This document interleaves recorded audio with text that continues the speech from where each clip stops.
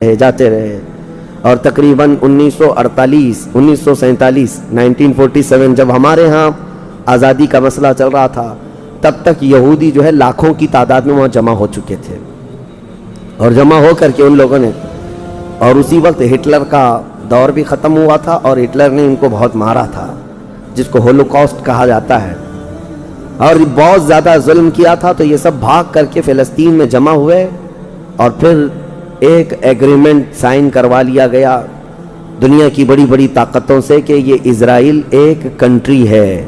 فلسطین کو دو حصوں میں بانٹ دیا گیا، آدھا عربوں میں آدھا یہودیوں میں. فلسطین کے دو حصے کر دیے، تو آدھا یہودیوں کو ملا تو ٹھیک ہے، لیکن اس کے غصے میں عربوں میں جنگ شروع ہوئی 1948 کے بعد. پھر جنگوں کا آغاز ہو گیا.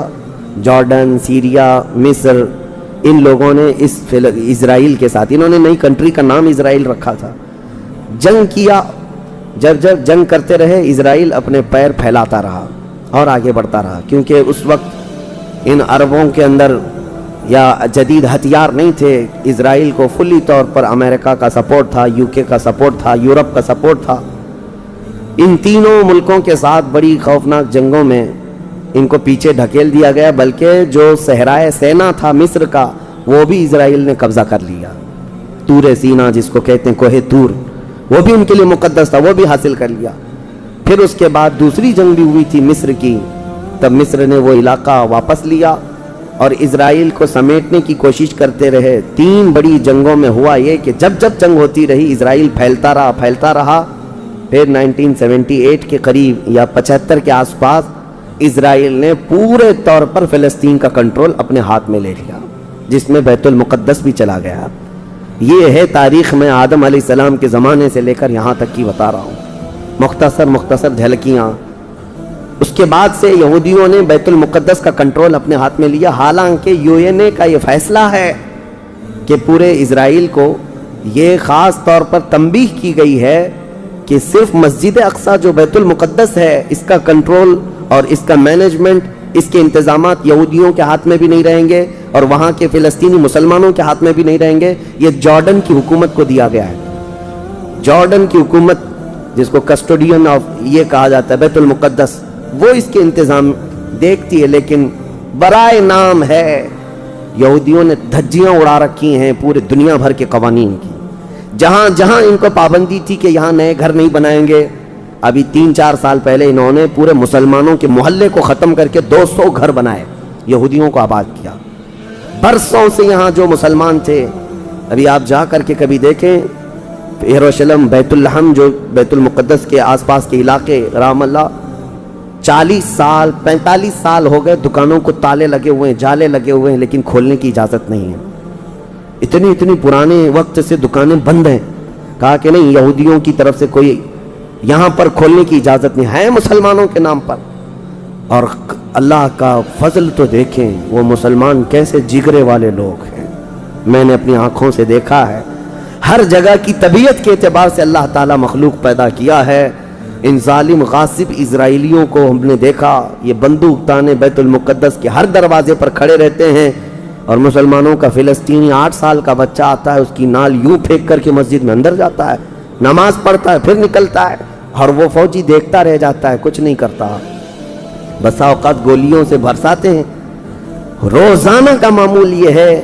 رات کو گولیوں کی بارش ہوئی، سمیٹ کر کے ختم کیا گیا، زخمی ہاسپٹل میں گئے. دوسرے دن دیکھا عصر کے بعد بیت المقدس کے باہر صحن جو ہے وہاں پر پھر عورتیں، بچے، سب جو روزانہ عصر سے لے کر مغرب تک اپنی روٹیاں، اپنے کھانے لے کر کے آتی ہیں، بیٹھتی ہیں. ایسا لگتا ہے یہاں کچھ ہوا ہی نہیں. مائیں بچوں کو بچپن سے یہ چیز ڈال دیتی ہیں کہ بیٹا اگر تو ابھی گھر سے گیا نماز کے لیے تو ہمیں یہ یقین نہیں ہوتا کہ تیرا جسم آئے گا کہ تیری لاش آئے گی. ہر ماں کا یہ وہاں پر جذبہ ہے، اور یہ حدیث پاک میں موجود ہے. میرے آقا صلی اللہ علیہ وسلم نے فرمایا، لا تزال طائفۃ من امتی، میری امت میں سے ایک جماعت ایسی رہے گی جو قیامت تک حق کے لیے لڑتی رہے گی، اور اللہ ان کا ناصر و مددگار ہوگا. بیت المقدس کی یہ تاریخ، آج بیت المقدس کو انہوں نے خون میں نہلا رکھا ہے. یہودیوں کا زبردستی اس پر قبضہ ہے. اب یہ چاہتے کیا ہیں، یہ بھی میں آپ کو بتا دوں. یہ چاہتے ہیں کہ یہ مسجد اقصی جو تعمیر ہوئی یہ حضرت عمر کے حکم سے ہوئی.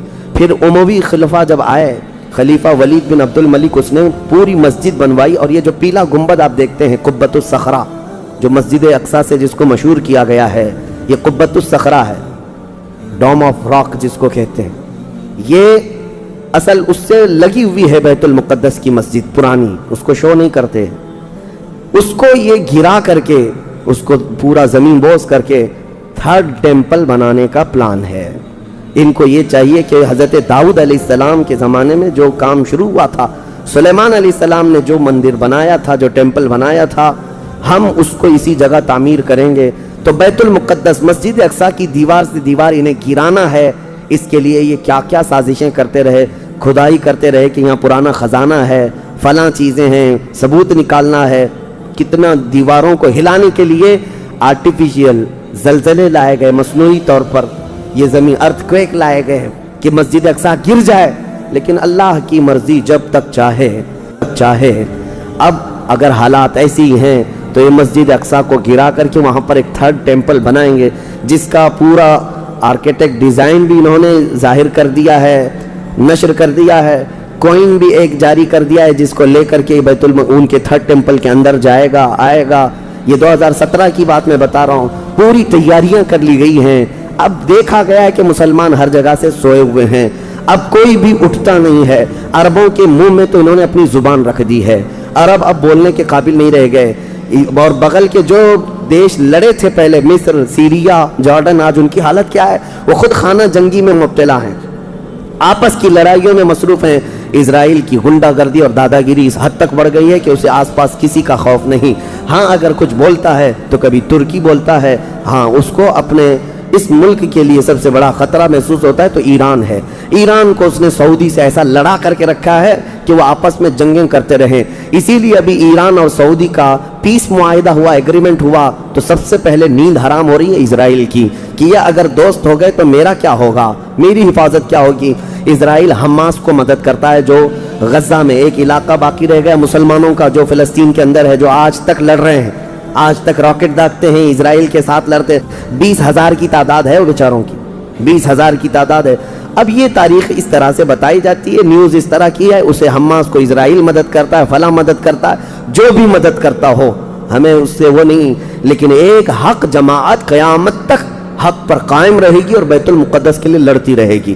پھر وہ دن آئے گا جب میرے آقا صلی اللہ تعالیٰ علیہ وسلم کی حدیث پاک ہے، خراسان سے ایک جماعت نکلے گی، خراسان سے ایک جماعت نکلے گی۔ خراسان پہلے کے دور میں رشیا کا کچھ حصہ، افغانستان کا کچھ حصہ، ایران کا کچھ حصہ، ایک پورا بڑا نقشہ ہے، اس کو پرانا خراسان آپ دیکھیں گے۔ خراسان سے ایک جماعت نکلے گی، ان کے ہاتھ میں کالے جھنڈے ہوں گے، میرے آقا نے فرمایا وہ اتنی تیزی سے نکلیں گے کہ دنیا کی بڑی سی بڑی طاقت ان کا راستہ نہیں روک سکے گی، اور وہ سیدھے جھنڈے لے جا کر کے بیت المقدس میں نصب کریں گے، اور پھر اسلام کا پرچم وہاں سے بلند کیا جائے گا۔ یہ قیامت کے قریب ہونا ہے۔